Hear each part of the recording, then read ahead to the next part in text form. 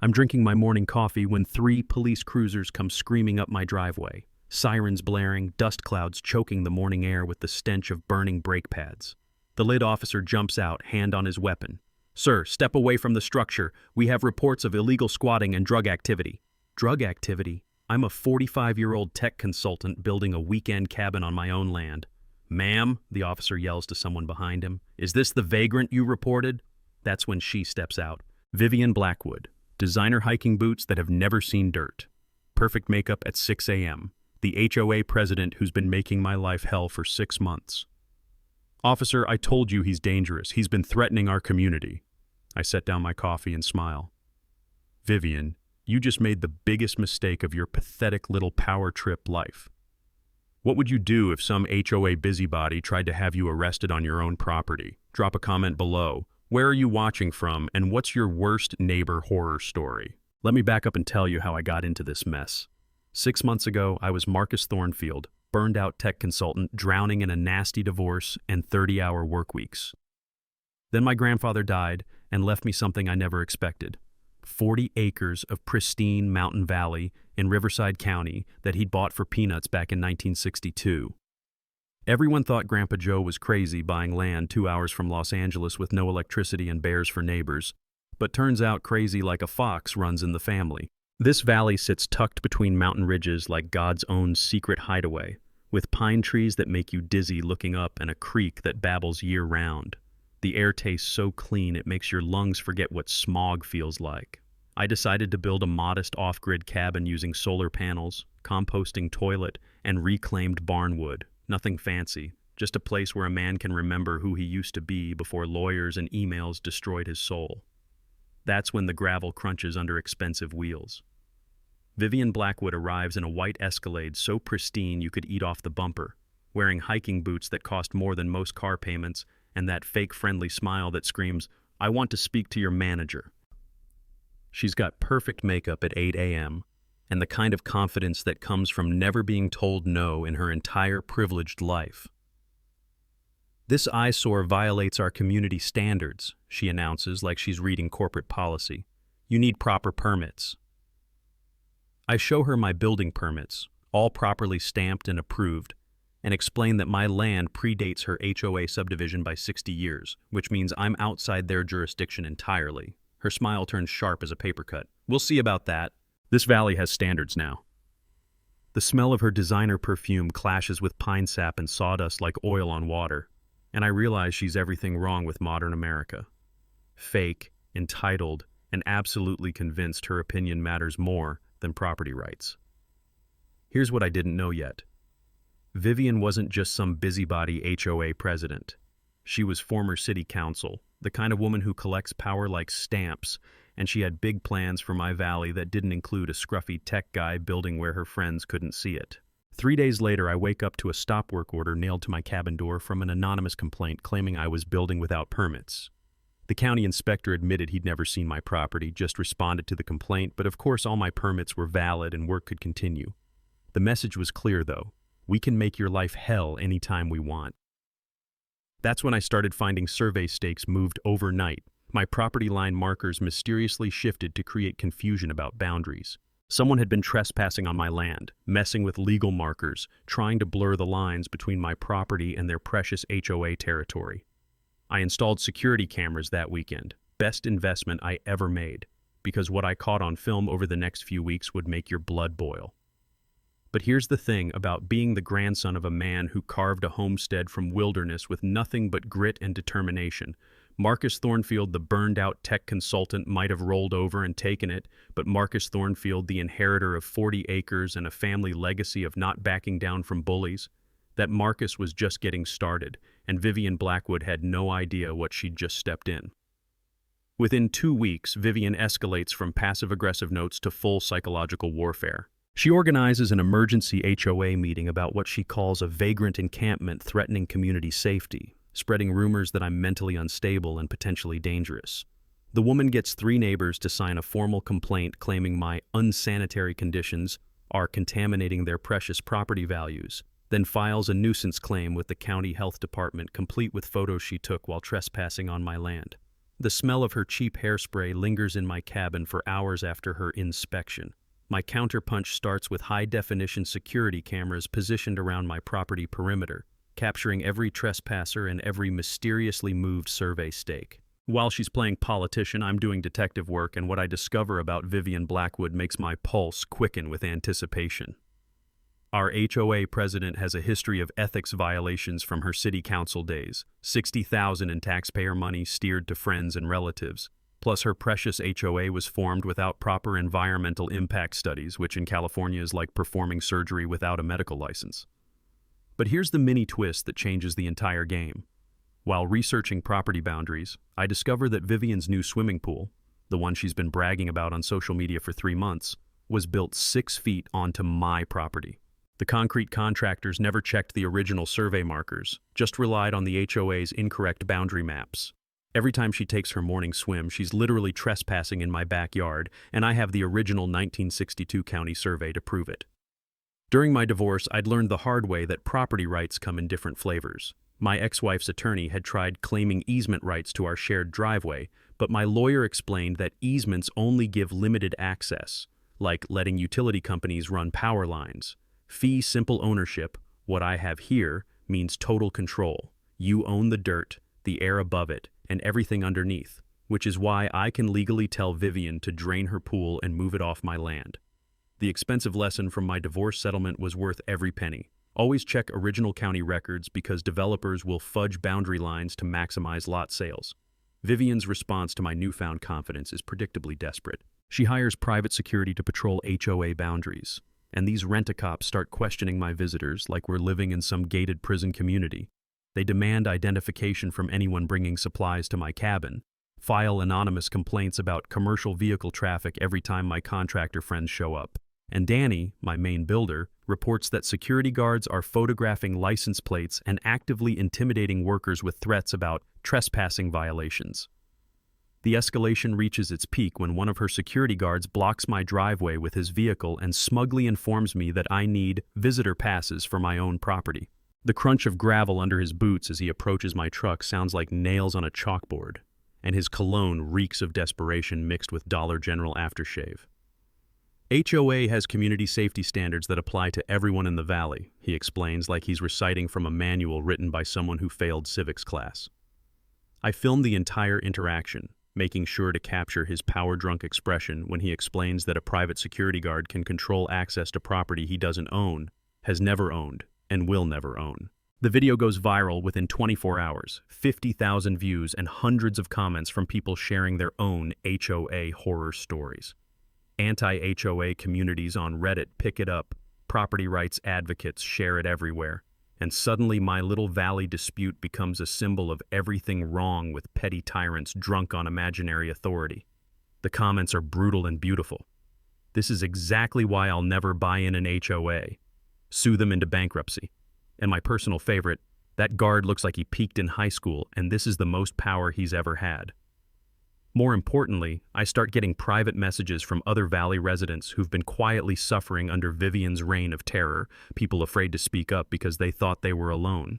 Meanwhile, Vivian doubles down on stupid. She posts on Nextdoor about the dangerous hermit threatening community safety, organizes safety patrols with 3 other board members who apparently have nothing better to do than drive around looking for violations, and files complaints with the fire marshal about my illegal burn pile, which is actually a properly permitted brush clearing operation required by county fire codes. But here's what she doesn't realize. Every harassment attempt is being documented, every trespassing incident recorded in high definition, and every false complaint filed with my attorney. The sound of autumn leaves crunching under my boots during late-night evidence gathering has become strangely therapeutic, like the footsteps of justice approaching one piece of proof at a time. Because Vivian Blackwood just made a critical tactical error. She escalated a property dispute into a public relations war against someone with a viral video, documented evidence of her corruption, and legal proof that she's been swimming in my backyard for 3 months without permission. Game on, lady. Game on. Vivian's next move proves she's either completely delusional or operating on pure spite. She launches a full media campaign, creating Nextdoor posts about the dangerous hermit living in our peaceful valley, complete with photos of my cabin taken from the road with zoom lenses.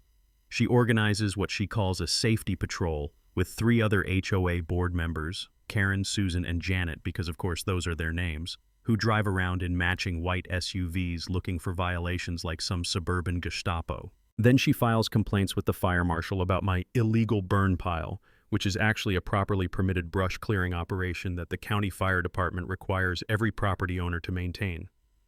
My strategic response starts with hiring Patricia Chen, an environmental lawyer who specializes in water rights and has a reputation for making developers cry in court.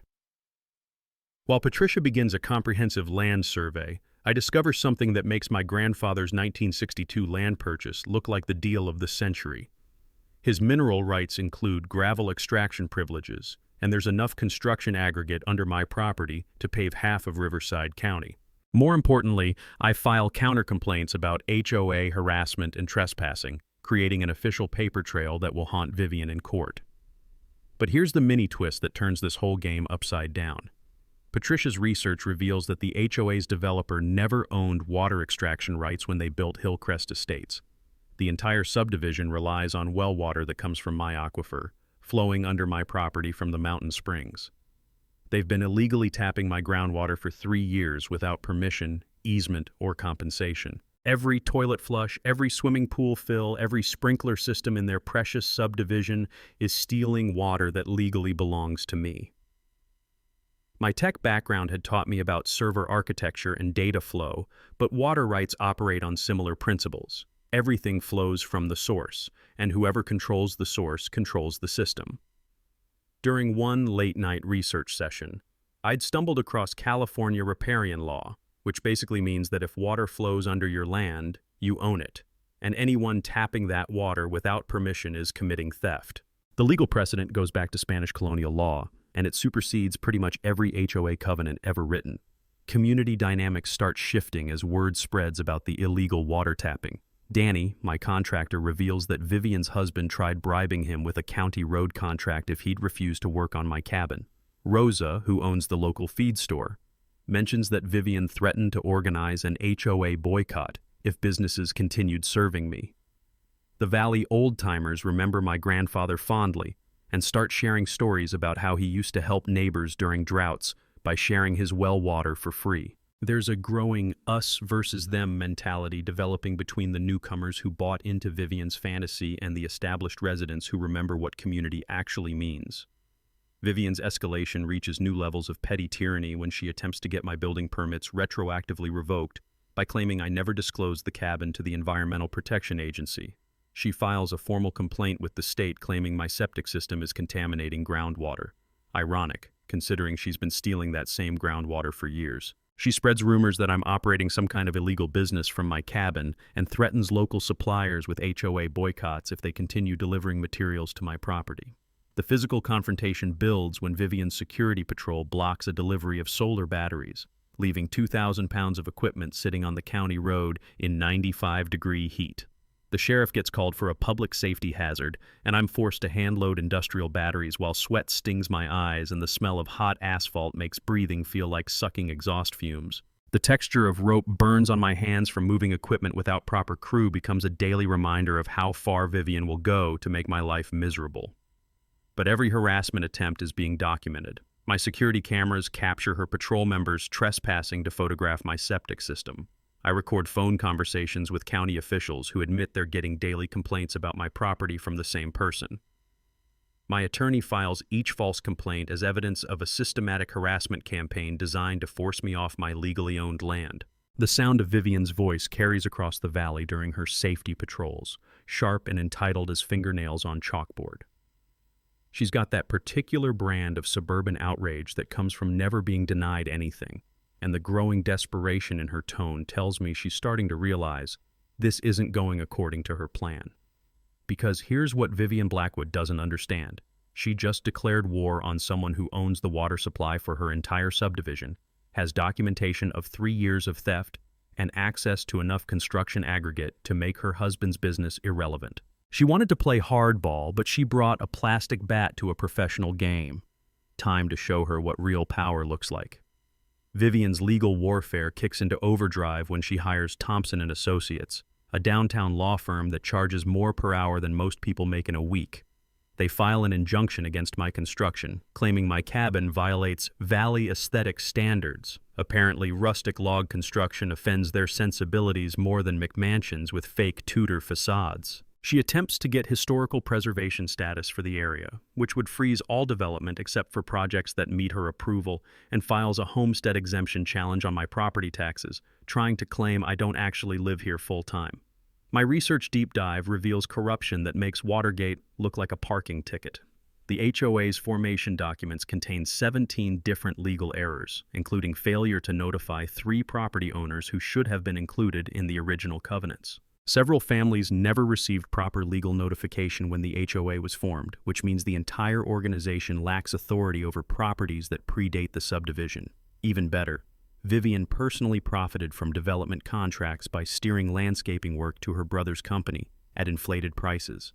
But here's the shocking mini-twist that changes everything. Patricia's geological survey reveals massive gravel deposits worth an estimated $2.3 million sitting directly under my property. The irony is delicious. Vivian's husband's construction company, Blackwood Enterprises, desperately needs aggregate for their county infrastructure projects, and they've been trying to force me out to access mineral rights they could never legally obtain.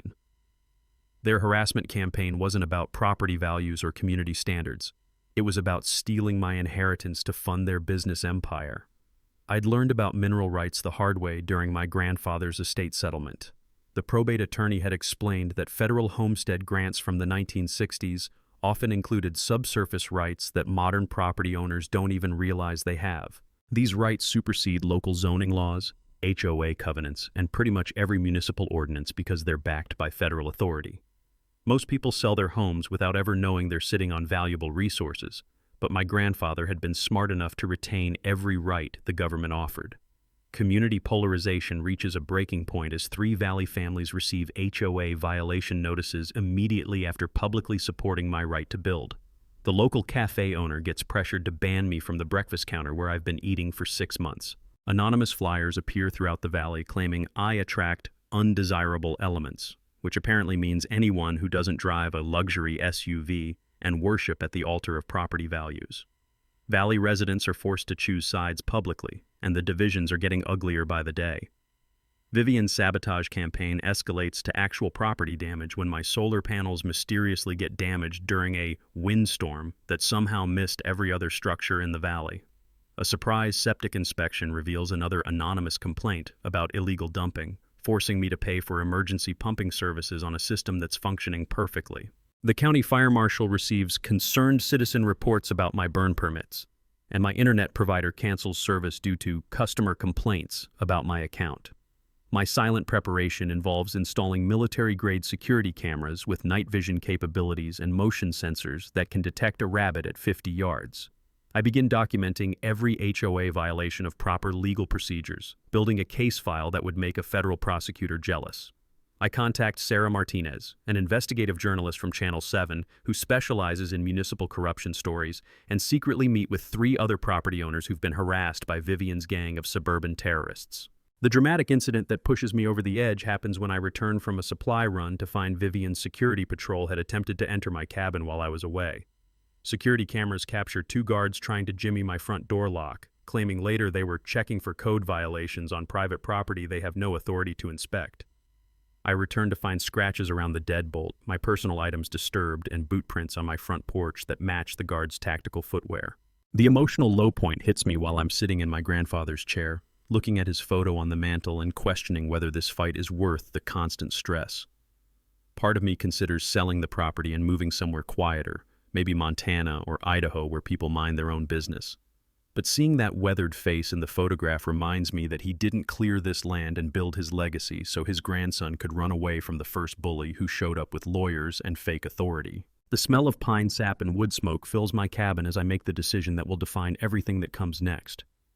I'm not just fighting for my property anymore. I'm fighting for every person who's ever been pushed around by petty tyrants who mistake HOA positions for real power.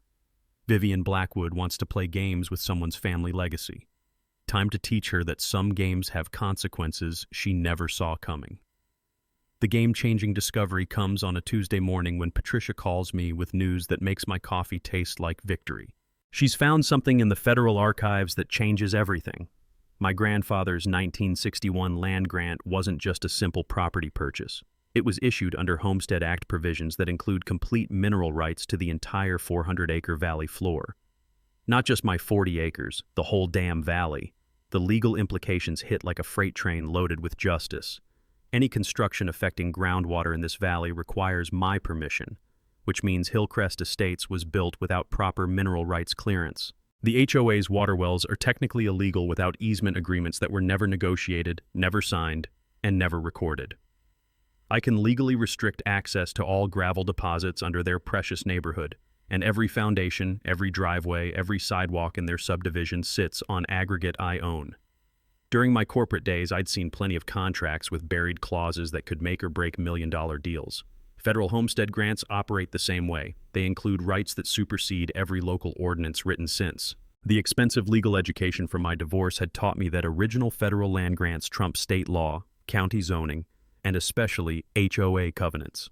These rights don't expire, don't transfer unless specifically deeded, and can't be revoked by local authorities who weren't even born when the grants were issued.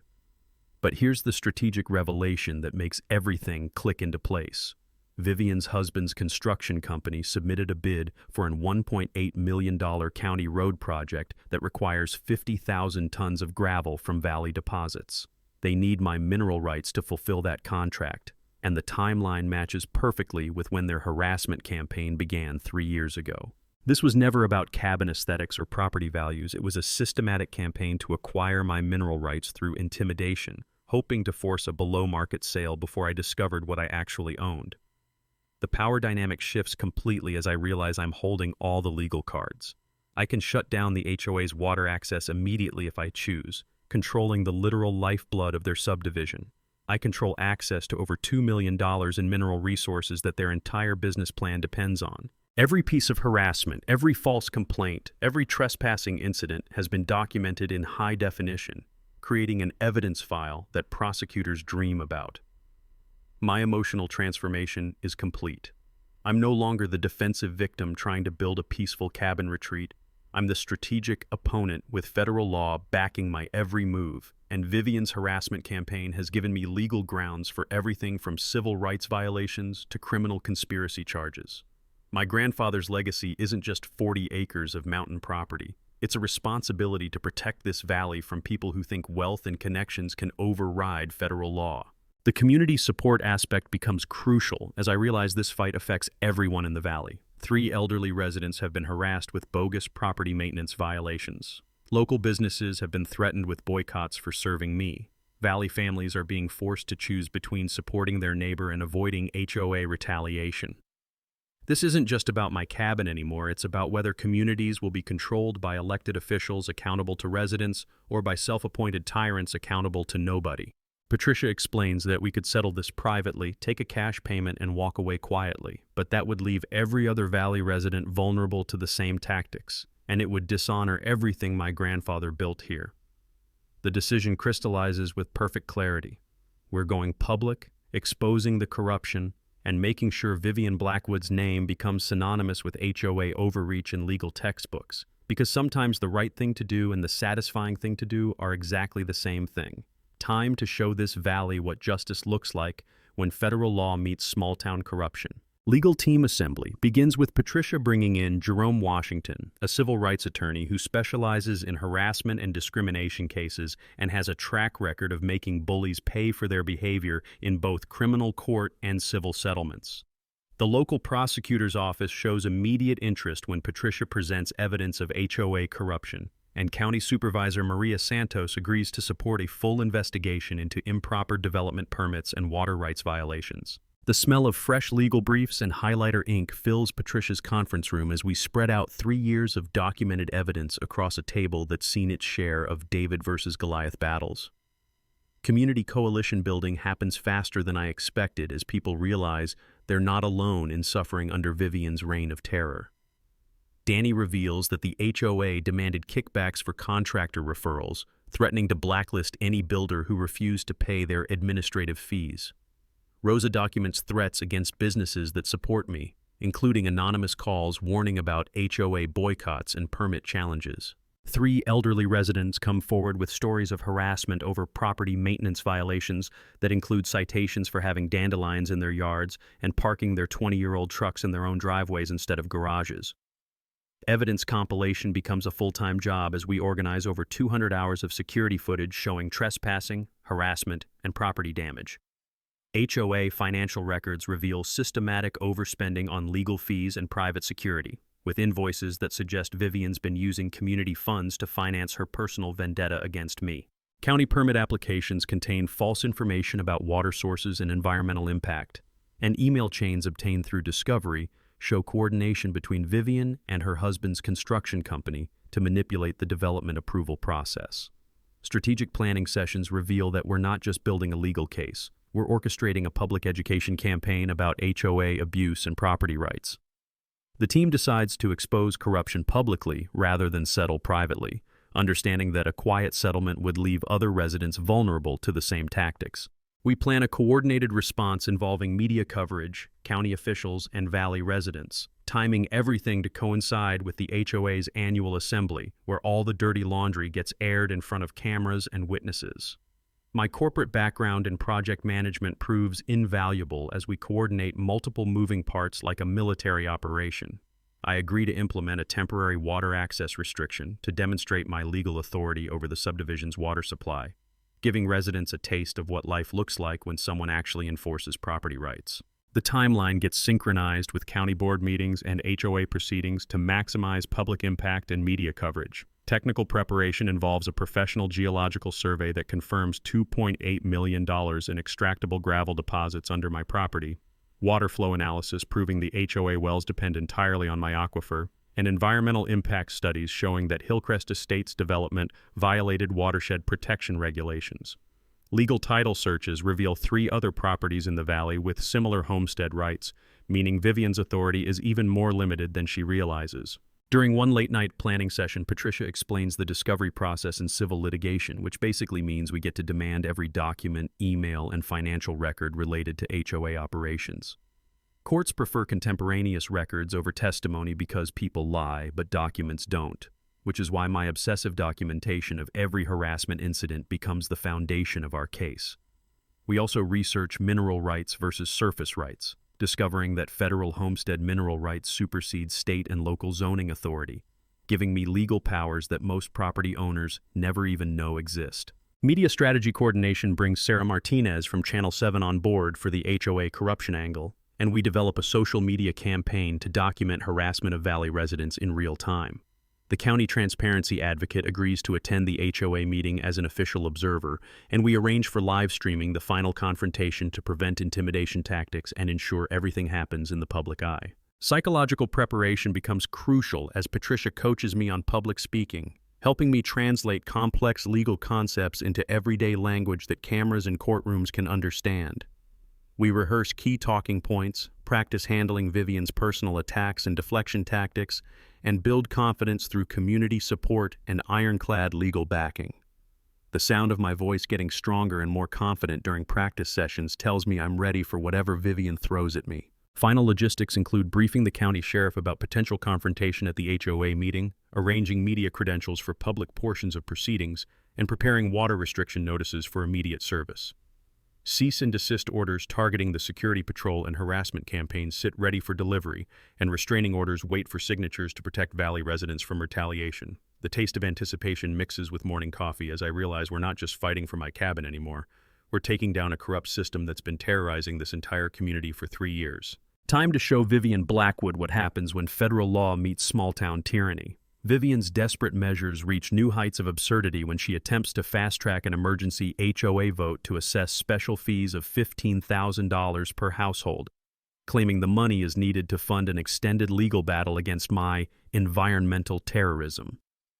She plans to use resident fees to bankroll her personal vendetta, spreading rumors about my mental health and potential for violence to anyone who'll listen. Her coordination with county commissioners involves claiming that my cabin is causing environmental contamination, complete with fabricated photos of polluted creek water that any scientist could debunk in 5 minutes. My water restriction bombshell hits the subdivision like a sledgehammer to their entitled worldview.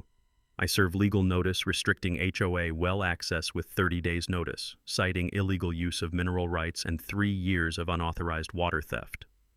The panic spreads through Hillcrest Estates faster than wildfire as residents realize their morning showers, swimming pools, and perfectly manicured lawns depend entirely on water they don't own.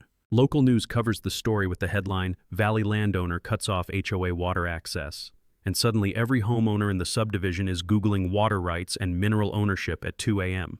Community reaction splits the valley down the middle as an emergency HOA meeting gets called to address what Vivian dramatically calls the water crisis. Residents demand answers about development permits and water rights that their real estate agents never mentioned, and 3 families file lawsuits against the HOA for misrepresentation and failure to disclose water dependency. Property values in Hillcrest Estates drop 15% within 2 weeks as potential buyers discover the water supply situation, and suddenly Vivian's obsession with property values becomes her own worst nightmare. Vivian's sabotage escalation turns criminal when anonymous 911 calls start reporting suspicious activity at my cabin every time a delivery truck arrives. She attempts to get my contractor licenses revoked through false complaints claiming I'm operating without permits, and hires a private investigator to dig up personal dirt about my divorce and financial situation. Social media rumors spread claiming my cabin attracts undesirable elements, which apparently means anyone who believes in property rights and constitutional law. My silent countermoves operate like a well-oiled intelligence operation as I file formal complaints with the state attorney general about HOA corruption, providing evidence packages to the county grand jury investigation that's been quietly building for months. I begin preliminary discussions with gravel extraction companies about fair market contracts that would generate sustainable revenue for valley improvements, while giving Vivian's husband's company exactly 0 access to resources they tried to steal. The attempted bribery happens on a Thursday evening when Vivian requests a private meeting to discuss our mutual interests. She arrives at my cabin in her pristine Escalade wearing a business suit that probably costs more than most people's monthly rent, and the smell of her desperation mingles with expensive perfume like oil spilling into clean water. Her offer is almost insulting. $400,000 cash for mineral rights and water easements worth over $2 million, claiming that HOA residents will suffer without a water access deal and implying that county contracts could make me wealthy if I cooperate with their theft. My public response comes in the form of security footage showing Vivian's bribery attempt, which I release with a social media video explaining how she tried to buy stolen water rights for 20 cents on the dollar. I point out that my water restriction is a temporary demonstration of legal authority and commit to reasonable water access agreements once the harassment stops and proper easements get negotiated through legitimate legal channels. Media attention peaks as regional newspapers pick up the story about David versus Goliath in the California mountains. Environmental groups support my watershed protection stance, and anti-HOA advocacy organizations offer legal support from across the country. The story gets shared in national property rights forums, generating over 100,000 views and turning my little valley dispute into a symbol of resistance against HOA overreach. Physical intimidation escalates with strange vehicles patrolling my property at night, construction equipment vandalized with spray-painted threats, and anonymous letters left at my cabin door containing language that would make a sailor blush. Local businesses report pressure to refuse service to me, with Vivian supporters threatening boycotts and permit challenges against anyone who doesn't join their campaign of economic harassment.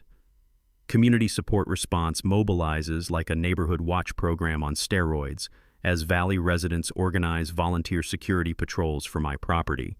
Local businesses publicly support me with window signs, and a crowdfunding campaign raises $15,000 for legal expenses within 48 hours. 3 county supervisors attend a Valley community meeting where residents share stories of HOA harassment and abuse that would shock anyone who still believes in American freedom. The sound of gravel crunching under the tires of patrol vehicles becomes a nightly reminder that Vivian's desperation is reaching dangerous levels. But every escalation attempt is being documented, every threat recorded, and every act of retaliation filed as evidence in a federal case that's growing stronger by the day. Because Vivian Blackwood just learned what happens when you bring suburban entitlement to a federal law fight. Vivian's smear campaign reaches social media with the creation of fake accounts designed to spread rumors that I'm an environmental extremist trying to stop all development in the valley. Posts appear claiming my cabin violates septic and water safety regulations. complete with doctored photos showing contamination that any environmental scientist could debunk in minutes. She organizes a concerned citizens petition to the county health department with 57 signatures, most of them from people who've never set foot in our valley but somehow have strong opinions about my property management. My legal offensive launches like a precision missile strike when Patricia files defamation lawsuits against Vivian personally, requesting expedited hearings on harassment and intimidation charges that carry both criminal and civil penalties. We provide evidence of fake social media accounts traced back to IP addresses registered to HOA board members, along with documented false complaints that show a clear pattern of systematic harassment.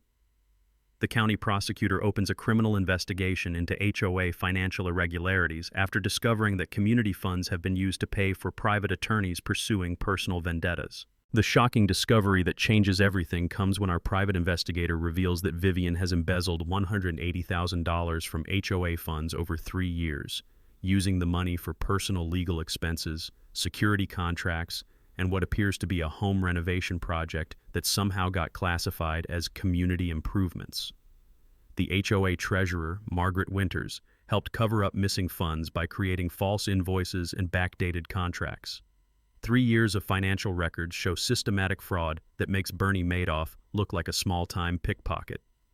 During my corporate consulting days, I'd seen plenty of financial fraud, but HOA embezzlement operates on a special level of arrogance because board members assume residents won't scrutinize community finances. Patricia explains that HOA board members can be held personally liable for misusing community funds, facing both criminal charges and civil restitution that can include seizure of personal assets. The fiduciary duty violations alone carry penalties that could bankrupt Vivian and her co-conspirators, turning their suburban power trip into a federal case study in white-collar crime. Vivian's final desperate act involves attempting to file an emergency restraining order against me, claiming I threatened violence during our recorded meeting where she tried bribing me with stolen water rights. She tries to get the county to condemn my cabin as a public safety hazard, citing fabricated reports about structural instability and fire danger. Her organization of a protest march through the valley to protect community safety attracts exactly 12 participants, most of them HOA board members and their immediate family members. My preparation for the final showdown includes scheduling a press conference for the day before the HOA annual meeting, arranging water quality testing to disprove contamination claims, and coordinating with county officials to ensure public safety during what promises to be a contentious confrontation. The comprehensive evidence presentation I prepare for residents includes timeline documentation, financial analysis, and legal briefs explaining mineral rights in language that doesn't require a law degree to understand. Community mobilization reaches unprecedented levels as over 40 Valley residents plan to attend the HOA meeting as observers. Local media confirms coverage of the annual meeting confrontation, and County Supervisor Santos agrees to make an official statement about proper development procedures and water rights law.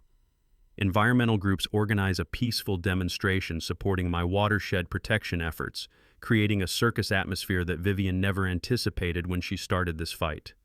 Pre-meeting tension escalates when an anonymous bomb threat gets called in to the county building hosting the meeting, forcing relocation to a larger venue that can accommodate public interest and media coverage. Extra security arranged by the Sheriff's Department includes deputies trained in crowd control and evidence preservation, since everyone expects this confrontation to generate lawsuits and possibly criminal charges. My final evidence compilation represents 3 years of meticulous documentation, a complete timeline of harassment with photo and video evidence, financial analysis showing HOA corruption and mismanagement, legal briefs explaining mineral rights and water access authority, and testimony from 12 Valley residents documenting systematic intimidation.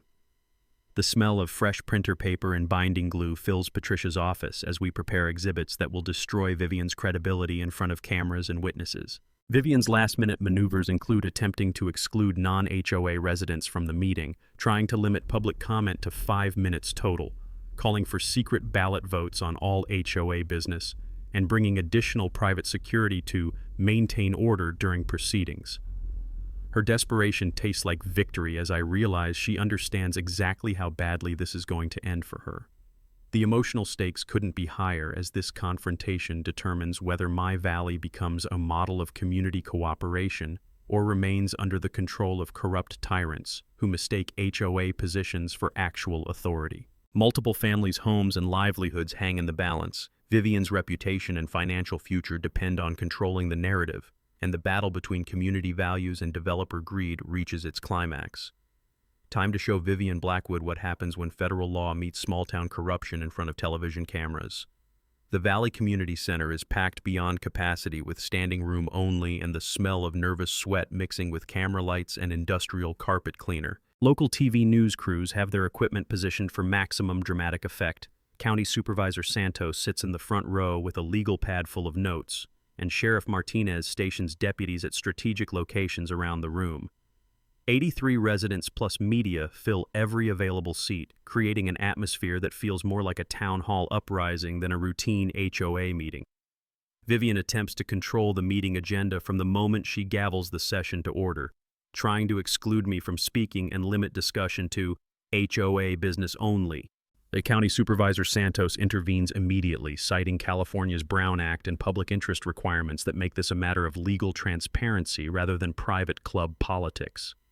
The tension in the room becomes palpable as Vivian realizes she's lost control before the meeting even begins, her perfectly applied makeup already showing stress cracks under the television lights.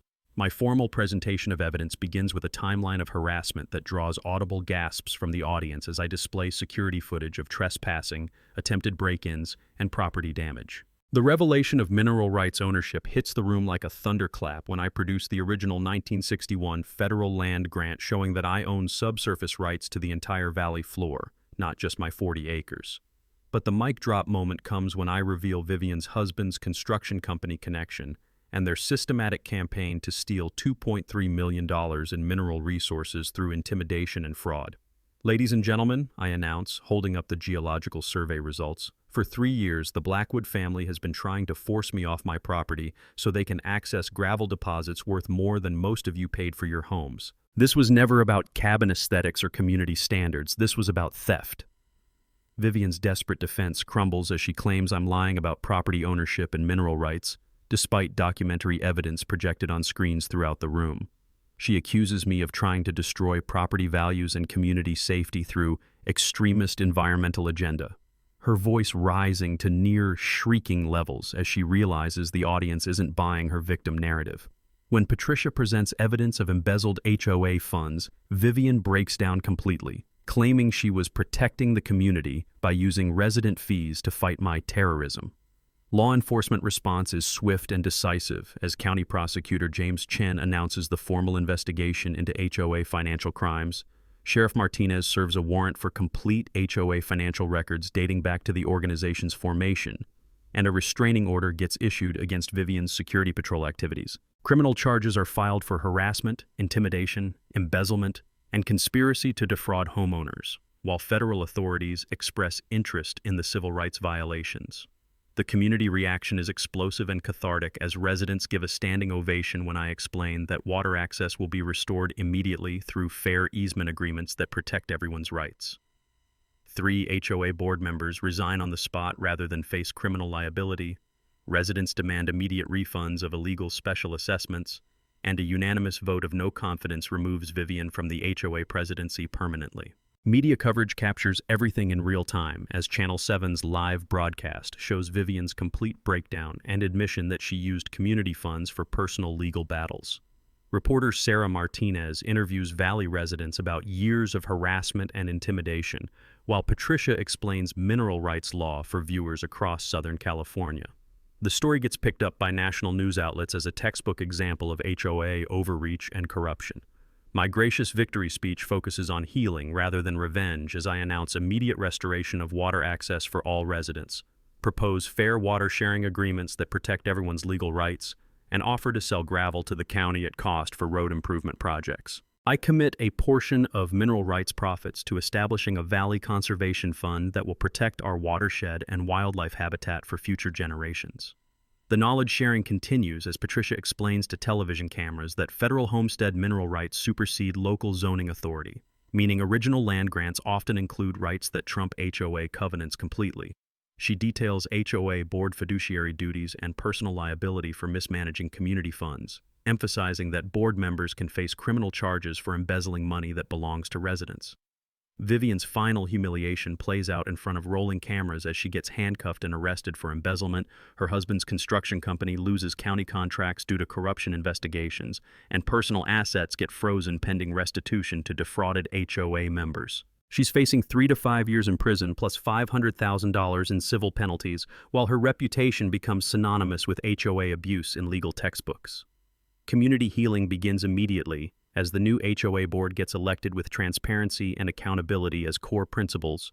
Valley residents organize a community barbecue to celebrate the resolution, and local businesses report increased support from grateful neighbors who finally feel free to speak their minds without fear of retaliation.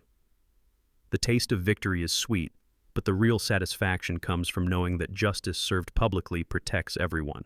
Water access gets fully restored within 48 hours of the meeting, and the relief in residents' voices when their taps start flowing again sounds like a community exhaling after holding its breath for months. The county fast-tracks its investigation into HOA development violations, discovering that 3 other developments in Riverside County used similar tactics to bypass environmental regulations. Vivian pleads guilty to embezzlement and conspiracy charges, receiving 18 months in federal prison plus full restitution to HOA members, while her husband's construction company files for bankruptcy after losing every government contract they'd counted on. My transformation from burned-out tech consultant to community advocate feels as natural as the morning mist rolling through our valley pines. The cabin completion gets celebrated with a valley-wide housewarming party where neighbors bring covered dishes and stories about overcoming their own HOA nightmares. I become the unofficial advocate for property rights in rural communities across California, featured speaker at County Planning Commission meetings, and author of a blog documenting HOA overreach stories that generates over 100,000 monthly readers nationwide. Community benefits multiply like ripples in our creek as the Valley Conservation Fund gets established with $200,000 from mineral rights profits, creating an annual scholarship program for local high school students, and funding a community garden on the shared water access easement where residents grow vegetables and friendship in equal measure. Valley residents form a mutual aid network for future challenges, proving that real community strength comes from neighbors helping neighbors rather than HOA boards wielding imaginary authority over people's lives. The knowledge legacy spreads beyond our valley as the county updates its development permit process to require mineral rights verification before approving any subdivision, preventing future developers from building on resources they don't own. My experience becomes a case study that Patricia uses in her environmental law practice, teaching other attorneys that federal land grants create property rights that supersede state and local authority completely. The state legislature considers a bill strengthening homestead mineral rights protection, with my story cited as evidence that original federal grants need modern legal protection. Personal healing happens gradually as I find peace and purpose in protecting my grandfather's legacy while developing meaningful friendships with neighbors who understand the value of land, water, and freedom from petty tyrants. The sustainable cabin becomes a model for off-grid living workshops that attract visitors from across the country. And the book I write about standing up to institutional bullying becomes required reading in several law school courses about property rights and community organizing. Economic impact reverberates throughout the valley as Hillcrest Estates property values recover once the corruption investigation concludes and residents realize they're living in a community where property rights are actually respected. Ethical development projects get welcomed with proper environmental review processes that protect our watershed while creating sustainable jobs. Local businesses thrive as community tension dissolves and people feel free to support neighbors without fear of HOA retaliation. Gravel extraction provides steady revenue for valley improvements while maintaining environmental standards that preserve our natural beauty.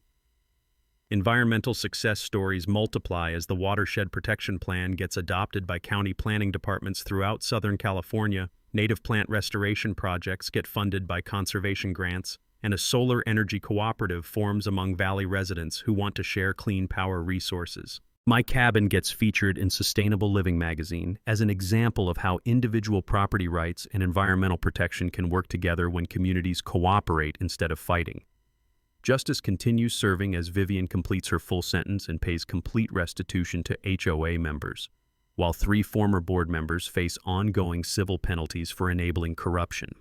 The private security company faces multiple lawsuits for harassment and trespassing, and their business license gets revoked by the state after our case exposes systematic civil rights violations across multiple communities. Future adventures begin when I receive calls from property owners in Colorado, Montana, and Oregon facing similar harassment campaigns from HOA boards that mistake covenants for constitutional authority. County supervisors ask me to testify before the state legislature about HOA reform legislation, and a documentary filmmaker contacts me about acquiring rights to tell our story on a national platform. The closing message resonates in my grandfather's voice every morning when I sit on the cabin porch with coffee and watch the sun rise over land that belongs to our family forever. Sometimes standing up to bullies requires patience, strategy, and community support. But legal knowledge is power, and small communities can overcome corporate greed when good people refuse to be intimidated by fake authority. If you've dealt with HOA nightmares, share your stories in the comments below, hit subscribe for more David versus Goliath justice stories, and let me know what other battles against corrupt systems you want to hear next, because one person's courage can inspire entire communities to demand accountability from the petty tyrants who forgot that real power comes from serving people, not controlling them.